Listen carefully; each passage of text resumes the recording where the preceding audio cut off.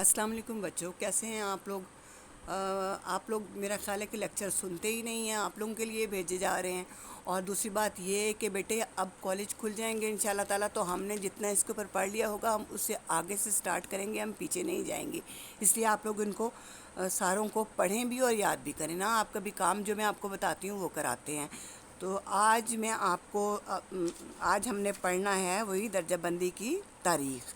تو اس میں ہم کچھ ہسٹری جو ہے وہ پڑھ چکے ہیں، باقی پڑھنے سے پہلے آج ہم ذرا شروع سے پہلے دن سے تھوڑا سا دہرائی کرتے ہیں کہ درجہ بندی یا کلاسیفیکیشن کیا ہے، درجہ بندی کیا ہے، علوم کو یا چیزوں کو ان کی مشابہت کی بنا پر اکٹھا اور عدم مشابہت کی بنا پر الگ کرنا جو ہے وہ درجہ بندی ہے۔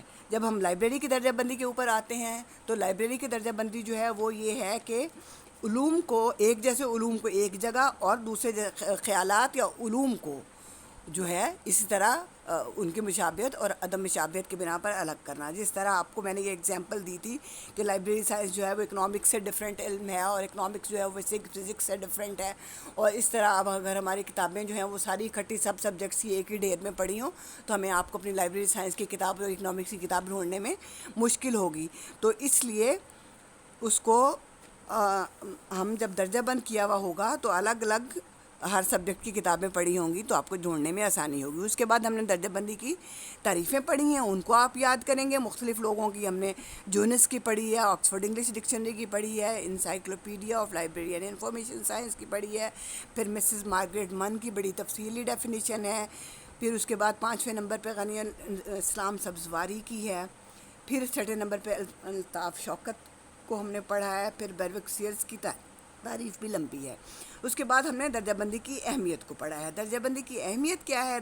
درجہ بندی کی اہمیت یہی ہے کہ درجہ بندی جو ہے اس کی وجہ سے ہمیں چیزوں کو پہچاننے میں آسانی رہتی ہے، یا علوم کو جو ہے وہ الگ الگ کرنے میں، یا اس طرح یہ کہ قارئین کا اور ریسرچ اسکالرس کا وقت بچتا ہے جب درجہ بندی کی صورت میں ہوتی ہیں کتابیں۔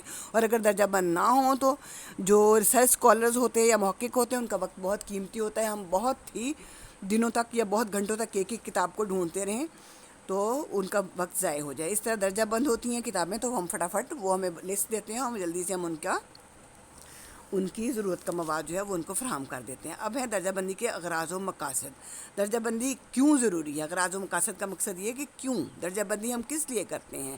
ایک تو یہ کہ منطقی ترتیب، یعنی کسی وجہ کے تحت ان کی ترتیب ہو، کسی خاص لاجک سے کوئی آپس میں تعلق ہو ان کا اس حساب سے۔ پھر کتب کی سلسلہ وار ترتیب، یعنی وہ کتب کو پھر اس طرح سلسلہ وار اسی ترتیب کے ساتھ رکھا جائے۔ پھر کتب کا آسان استعمال، جب وہ ایک درجہ بند ہوں گی ہمیں پتہ ہوگا کہ فلاں موضوع کی کتابیں فلاں جگہ پہ پڑھی ہوئی ہیں، تو پھر یہ کیا ہے، ان کو ہمیں ڈھونڈنے میں اٹھانے میں آسانی ہوگی اور اس میں پھر ان کا استعمال بھی آسان ہو جائے گا۔ پھر انتخاب کتب میں مدد، جب ہماری کتابیں درجہ بند ہوں گی ہم ایک الماری میں ایک ہی دفعہ ہم دیکھ لیں گے کہ کون سے موضوع پر ہمارے پاس کتنی کتابیں ہیں اور کون سے موضوع میں کتابیں جو ہیں ہمارے پاس کم ہیں۔ اس لیے ہمیں پھر یہ پتہ ہوگا کہ ہمیں کون سے موضوع پر کتابیں خریدنی ہیں، اور یہ کہ جس موضوع کی الماری میں ہم دیکھیں گے ہمیں یہ بھی پتہ چل جائے گا کہ یہ کتابیں ہمارے پاس موجود ہیں اور ان ٹاپکس کی ہمارے پاس کمی ہے۔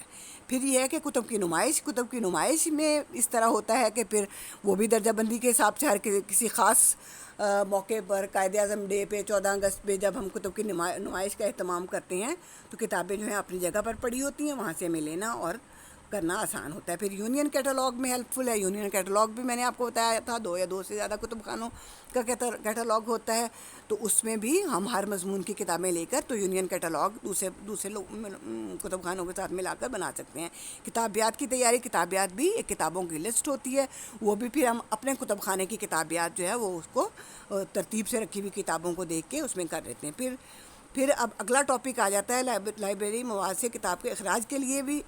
پھر اس میں بھی یہ کہ جو کتاب وہاں پہ نہیں ہے، یا یہ کہ کوئی کتاب ایسے ہوتی ہے کہ حکومت کتاب کی اہمیت کے پیش نظر وہ چھپ نہیں رہی تو اس کے نسخے حکومت جو ہے وہ اپنے تحویل میں لینا چاہتی ہے، یا کوئی کتاب بین ہو جاتی ہے تو ہمیں یہ پتہ ہوتا ہے کہ یہ فلاں موضوع کی کتاب ہے، فلاں جگہ پڑھی ہوگی، اس کو آرام سے ہمیں لینا آسان ہو جاتا ہے۔ اچھا، اس سے اگلا ٹاپک آ جاتا ہے درجہ بندی کی اقسام۔ درجہ بندی کی اقسام جو ہیں، درجہ بندی کی 3 اقسام ہیں: فطری درجہ بندی، مصنوعی درجہ بندی، علمی درجہ بندی اور کتابی درجہ بندی۔ فطری درجہ بندی جو ہے اس میں ہم نے مرد اور عورت کی مثال دی تھی جو کہ ان کی فطری خصوصیات ہیں ان کی بنیاد پر ان کو الگ کرنا. مصنوعی درجہ بندی جو ہے اس میں ہم نے کالے گورے یا ملکوں کی بنیاد پر جو الگ کرنا ہے وہ مصنوعی درجہ بندی ہے. پھر جب ہم علمی درجہ بندی کی طرف آتے ہیں اس میں یہ ہے کہ علمی درجہ بندی میں مختلف علوم کو ان کو فطری، یہ علمی درجہ بندی جو ہے یہ فطری ایک قسم کی فطری درجہ بندی ہے. مختلف علوم، ایک علم جو ہے وہ دوسرے سے مختلف ہوتا ہے تو ان کو ان کی فطری خصوصیات کی بنیاد پر الگ کرنا جو ہے وہ علمی درجہ بندی ہے. اب کتابی درجہ بندی جو ہے، کتابی درجہ بندی جو ہے یہ علمی درجہ بندی کی ہی ایک قسم ہے. اس میں یہ ہوتا ہے کہ بعض اوقات دو علوم کو ایک جگہ ایک ہی کتاب میں دو علوم ہوتے ہیں، جیسے اسلام اور جدید سائنس ایک موضوع ہے ہمارا. تو اس میں پھر یہ ہے کہ اب اس میں سائنس سے بھی مواد ہے اور اسلام کا بھی ہے. اس میں اب جو کلاسیفیکیشن کر رہا ہوتا ہے، درجہ بندی کر رہا ہوتا ہے، اس کو ہم کہتے ہیں کلاسیفائر. تو وہ یہ اس نے فیصلہ کرنا ہوتا ہے کہ اس کتاب کو اس نے اسلامیات کی الماری میں رکھنا ہے یا اس نے سائنس میں رکھنا ہے. تو اس کو ہم کہتے ہیں کتابی درجہ بندی. تو اس کے بعد درجہ بندی کی مختصر تاریخ ہے. درجہ بندی کی مختصر تاریخ میں ہم نے جو ہے اشور بنی پال کے کتب خانے سے شروع کیا تھا. اشور بنی پال کے بعد پھر ہم نے قدیم کتب خانوں سے ہم شروع ہوئے ہیں. افلاطون کی درجہ بندی کیا. افلاطون نے کتنے علوم میں تقسیم کیا ہے، کتنی برانچز میں ان کو، طبیعیات میں، اخلاقیات میں کیا ہے، پھر منطق میں کیا ہے. اس کے بعد جو ہے ارسطو کی درجہ بندی ہے. پھر ارسطو نے جو ہے وہ علم الاخلاق، پھر علم الاخلاق کو اس نے کیا ہے معاشیات، سیاسیات، قانون اور حقیقی سیاست میں. پھر دوسرے نمبر پہ تخلیقی فن اس نے رکھا ہے. پھر تیسرے نمبر پہ اس نے نظریاتی علوم رکھے. نظریاتی علوم میں ریاضی، طبیعیات اور دینیات ہے. آج کا ہمارا موضوع جو ہے اس میں درجہ بندی کی تاریخ میں ہی کیلی مارکس کی درجہ بندی ہے.